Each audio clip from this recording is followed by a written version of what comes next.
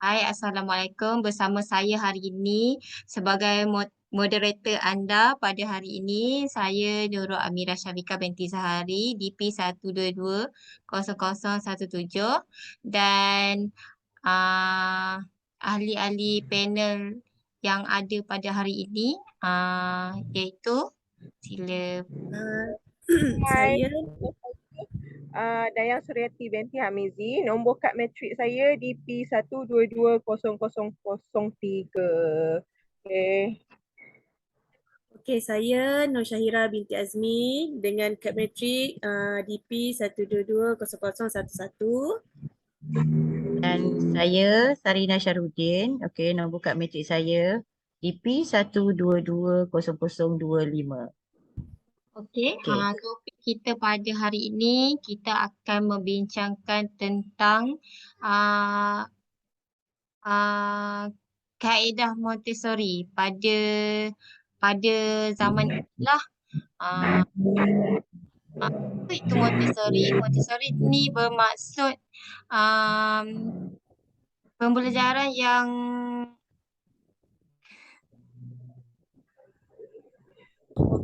Metod Montessori didasarkan pada sebuah pendekatan yang ditemukan oleh Maria Montessori, iaitu pendidik yang berasal daripada Itali. Menurut Maria, anak-anak akan mengalami satu masa yang disebut masa peka, iaitu di mana anak mencapai kematangan tertentu. Hal ini sangat penting sebab ia menjadi model kepada anak-anak untuk belajar. Ciri-ciri Montessori antaranya ialah menekankan kepada kebebasan dengan batasan tertentu dan menghargai perkembangan anak sebagai individu yang unik. Yang keduanya, anak-anak yang berusia 2 hingga 6 tahun dicampurkan dalam satu kelas sebab anak-anak kecil ini akan belajar dari anak-anak yang lebih besar. Yang ketiga, murid boleh memilih kegiatannya sendiri yang sudah dirancang dengan baik mengikut tahap umur setiap kanak-kanak. Yang keempat, kelas Montessori ini menyediakan peraturan iaitu belajar dan beristirahat pada waktu yang telah ditetapkan.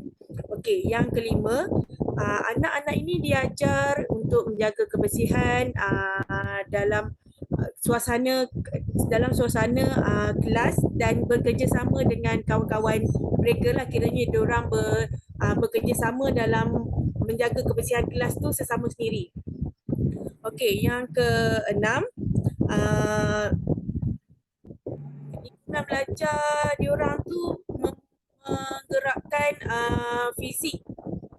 fizikal anak-anak. Misalnya pelajaran yang diletakkan di rak mulai dari bawah hingga atas. Maksudnya daripada sekecil-kecil umur, bahagian rak pertama untuk umur yang 2.5 tahun.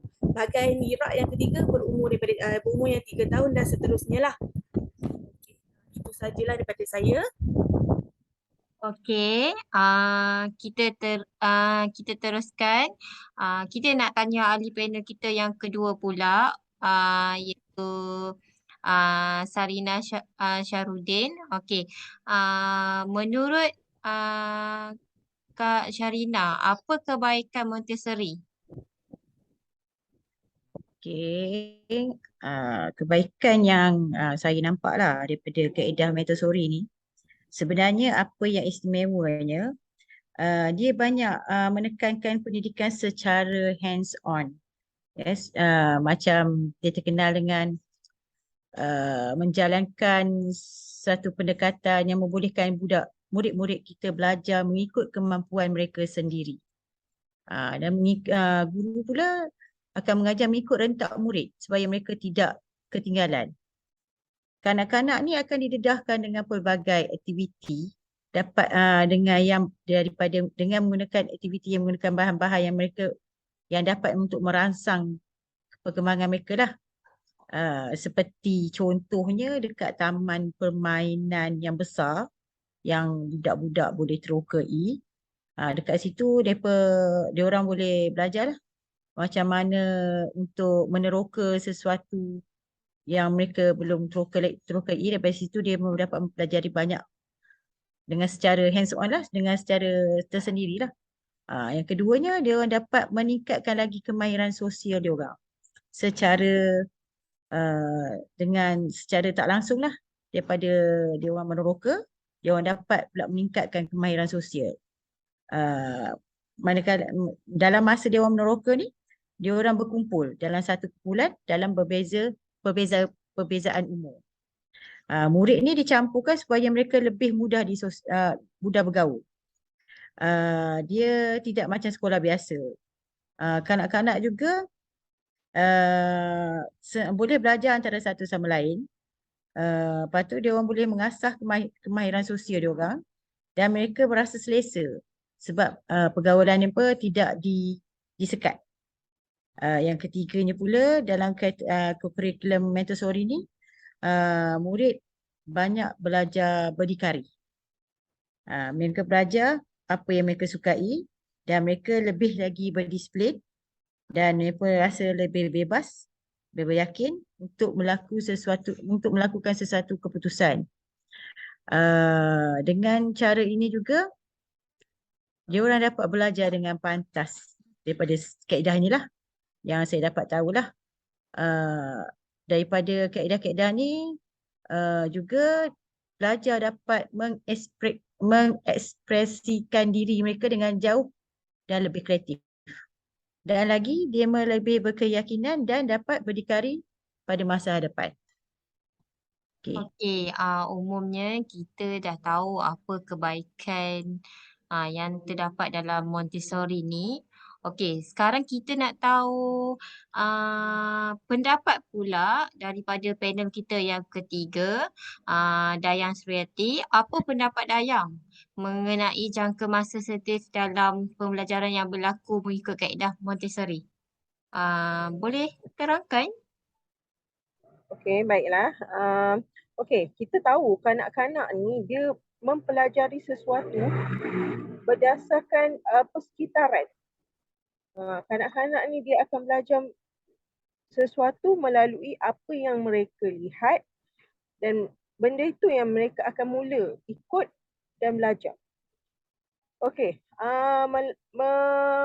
melalui kaedah Montessori, okey, kita percaya Montessori ni dia ada jangka masa sensitif. Iaitu beberapa waktu kanak-kanak dia cepat mempelajari beberapa tingkah laku dengan lebih berkesan. Okey, ahli pendidik awal kanak-kanak menamakan masa sensitif ini sebagai kesediaan. Okey, semua kanak-kanak akan melalui peringkat ini dan dengan jangka masa yang berbeza-beza ikut apa orang kata guideline ataupun kanak-kanak punya tahap perkembangan masing-masing. Okey, guru dan ibu bapa sangat perlu memainkan peranan yang penting untuk kanak-kanak ni merasai pengalaman-pengalaman untuk kemahiran mereka tersendiri. Okey, jangka masa sensitif dalam pembelajaran berlaku dalam masa awal hayat dan semasa terdapat perkembangan pace dari segi fizikal dan bahasa. Okey, dalam hal ini guru perlu mempunyai beberapa peranan penting. Antaranya ialah guru perlu mengakui wujudnya masa-masa yang sensitif. Selain itu, belajar untuk mengesan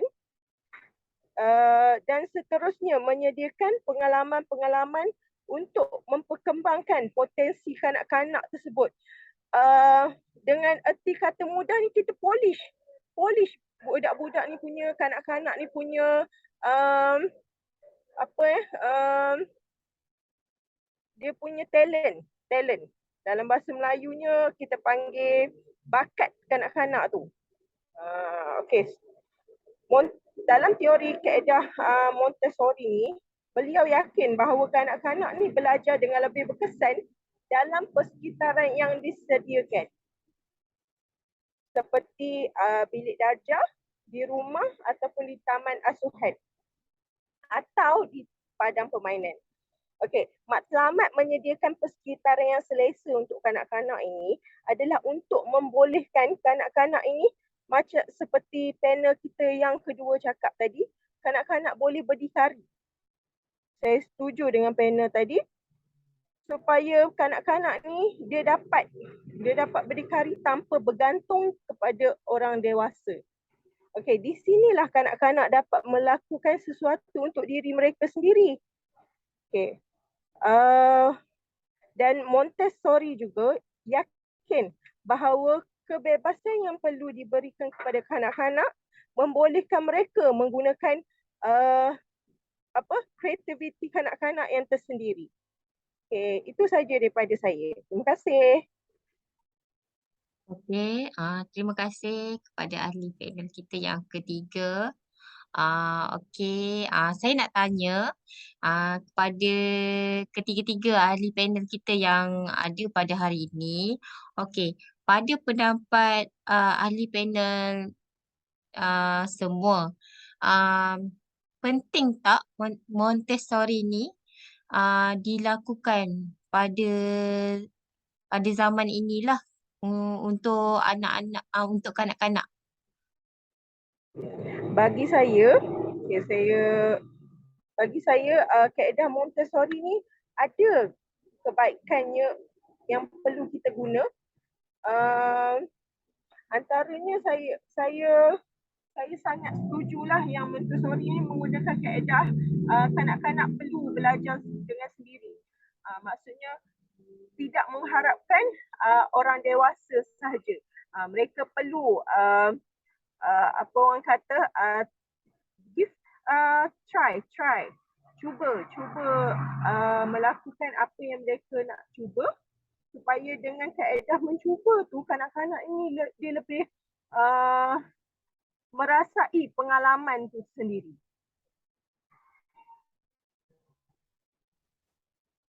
Okey. Kalau kita lihat kan, Montessori ni banyak dibuat dekat prasekolah sekarang ni. Sebab kita kan sekarang ni kat prasekolah banyak belajar sambil bermain. Betul tak? Itu menggunakan kaedah Montessori, betul tak? Betul? Secara tak langsung memang kita dapat tahu memang kaedah Montessori ni ada diajar di Malaysia. Sebenarnya tidak terlalu menyeluruh lah kan, Sekitaran terlalu banyak. sekitaran Montessori ni pun macam menggalakkan pengembangan kanak-kanak juga, sebabnya persekitaran diorang kan macam lengkap dengan pelbagai bahan yang akan menyokong pembentukan konsep dan pengetahuan kanak-kanak kan. Sebabnya bila diorang memerlukan, benda tu ada dekat Montessori. Lepas tu peranan guru pun penting lah dalam pendidikan Montessori ni lah, ikut pembelajaran yang sesuai. Okey, terima kasih diucapkan kepada ahli-ahli panel kita pada hari ini yang telah menerangkan tentang Montessori, forum kita yang bertajuk Montessori pada hari ini. Okey, itu saja daripada saya. Terima kasih semua. Sama-sama. Terima kasih juga. Sama. Sama-sama. Terima kasih.